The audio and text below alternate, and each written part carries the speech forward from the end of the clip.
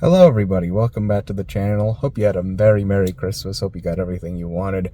Welcome back to Post Movie Thoughts. Today I'm seeing SpongeBob: The Search for Squarepants, the fourth theatrical SpongeBob movie and the sixth of the franchise overall. Unbelievable.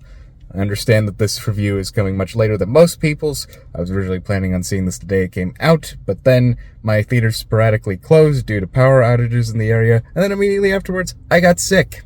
Weird how things turn out like that. Anyway, let me just give a quick recap of my thoughts on the other SpongeBob movies.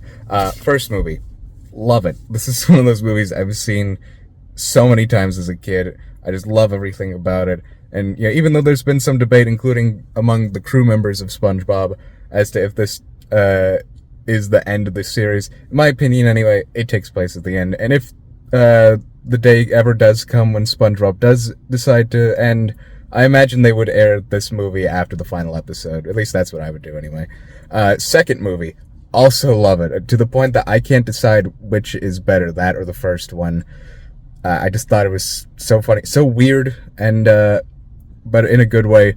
And also, this is the first time that the SpongeBob characters look good in CGI, because I remember seeing ads for the SpongeBob video games and always thinking they looked kind of weird. And they didn't look right, but they look right here, and they look pretty good.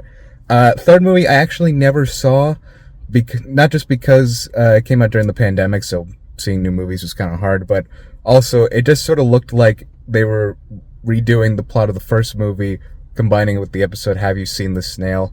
And also it ties into Camp Coral, which I never really liked the idea of Camp Coral. By the way, guys, stop getting mad that the movie ends with a dedication to Steve Hillenburg. You know that he worked in the movie before he passed away, right? Anyway, and just quickly, my thoughts on the Netflix movies.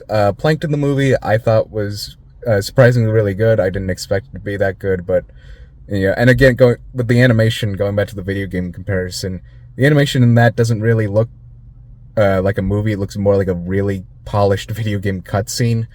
But everything else is good. It's a funny movie. Plankton's a pretty funny character in general, and it's a musical, and SpongeBob's usually pretty good when it comes to the music department. And as for the Sandy Cheeks movie,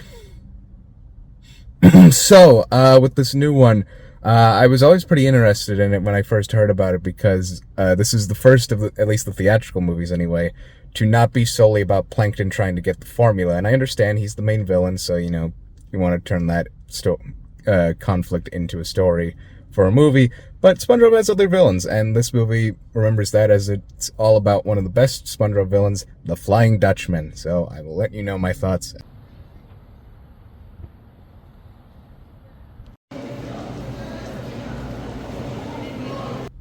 Alright, I just got out, and before I go on my thoughts on the movie, I suppose I should start by saying that there is a short for it, because in the tradition of a lot of Nickelodeon movies based on their shows, they usually do a short based on one of their other shows, and in this case, it is the newest iteration of the Teenage Mutant Ninja Turtles in Chrome Alone 2, Lost in New Jersey. See what they did there?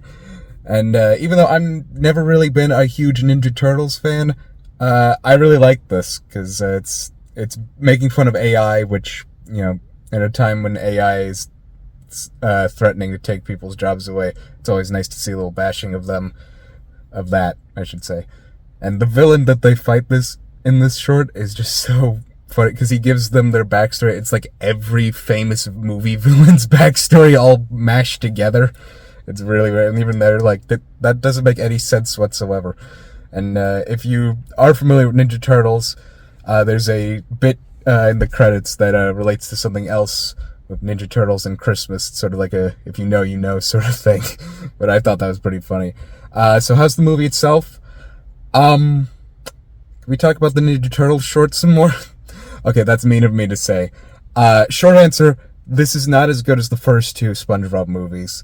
At least in my opinion, because apparently this has a higher Rotten Tomatoes score than any of the SpongeBob movies, but, you know, preferences for different people. So the story is that SpongeBob wants to prove that he's a big guy, as you've probably seen the song for, which when I first started I thought it was kind of annoying, but honestly it kind of was growing on me a little bit. I'm not really a rap fan, but, you know, it was a little catchy. So SpongeBob wants to prove that he's a big guy to Mr. Krabs, and he wants to do that by proving that he can be a swashbuckler. And just when he thinks that the Flying Dutchman swoops in and uses this as an opportunity to finally break his curse of being a ghost, because the way to break his curse is to find someone pure of heart, which naturally, that's SpongeBob. So let's talk about the good first. First of all, let's talk about the animation. Somebody pointed out that every time that SpongeBob's done a CGI movie, they always get a different studio to do the CGI each time. I have no idea why that is, but and some are able to do it better than others. So this is being done by the same company that did those 3D Roadrunner and Coyote shorts that you may remember from the early 2010s. And also that movie Freebirds. You remember that movie with the time-traveling turkeys that kind of became a meme a few years back? So they can do cartoony CGI, and the animation is very good here. It's not overly textured, but it's detailed enough, and the colors are bright, but not overly bright. And as well as that, I like the story, because when it started out, I was worried it was going to retread the first movie again, that SpongeBob wants to prove that he's grown up to Mr. Krabs.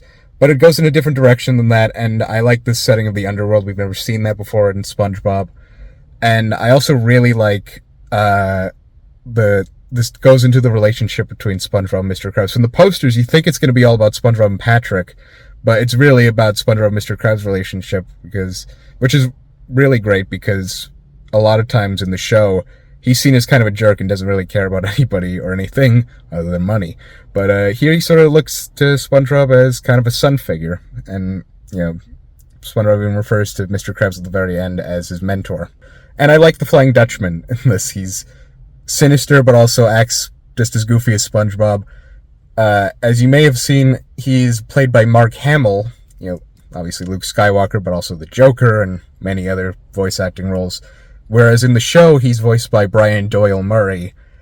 I'm not going to go into, what I think happened or, make assumptions, because for all we know, there may not have been anything that happened to get him replaced. It might just be that Brian's getting older, so they, used Mark because he's a little bit younger.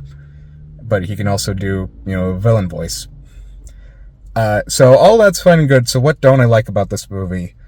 Well, the first half is kind of dull. And mainly, pretty much all the worst jokes are in this first half. Actually, let's do what I do usually on these videos and talk about some of my favorite jokes. The opening joke is actually very funny.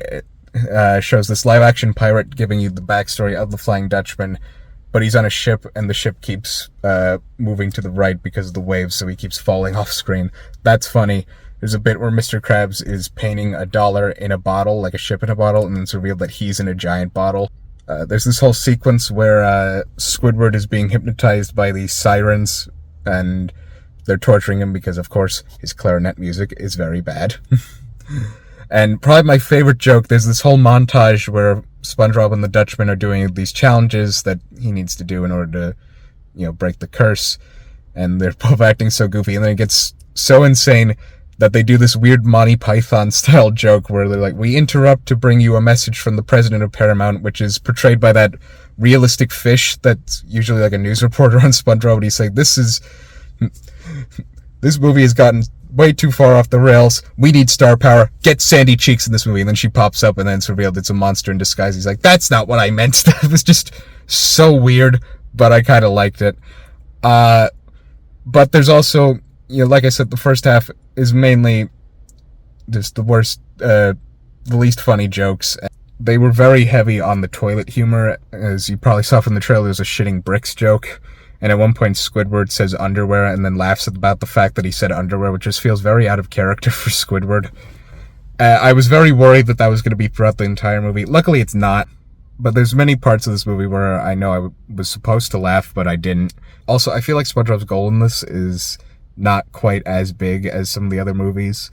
Because, in the first movie, he wants to prove, again, that he's, mature enough to manage the Krusty Krab 2. Here he's he's tall enough to ride a roller coaster, but then he chickens out, and then he wants to prove that he's big enough to do that. I don't know. It's kind of all over the place. I feel like it's doesn't have quite as much staying power. And there's a few other things I have two more nitpicky things. First of all, they do a very subtle nod to a classic SpongeBob episode. I'm not going to tell you what it is, but I caught it near the beginning. I thought that was kind of cool. But they don't really do any other references to classic SpongeBob, or just really any SpongeBob episode, which lately they've been doing a lot on the show, so I figured they would have done here.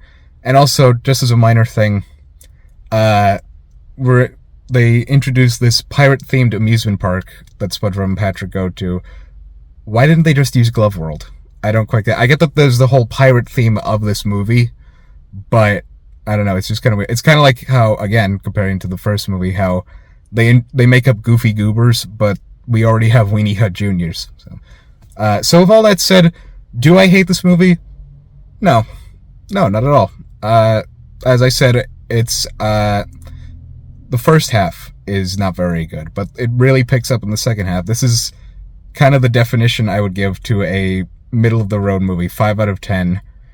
If I was to rank all the SpongeBob movies, again, I have not seen Sponge on the Run or Sandy, but from the few bits I have seen, it goes Sandy, Sponge on the Run, this one, Plankton, and then a tie between the first two movies. Yeah, I will definitely be going back to the first two movies many times throughout my life. This one, probably not. But again, not bad. The SpongeBob movies, they vary. So what do you guys think? Do you think this is the best SpongeBob movie? Do you hate it? Are you somewhere in the middle like me? Let me know. And I'll see you guys in the next video as well as the new year.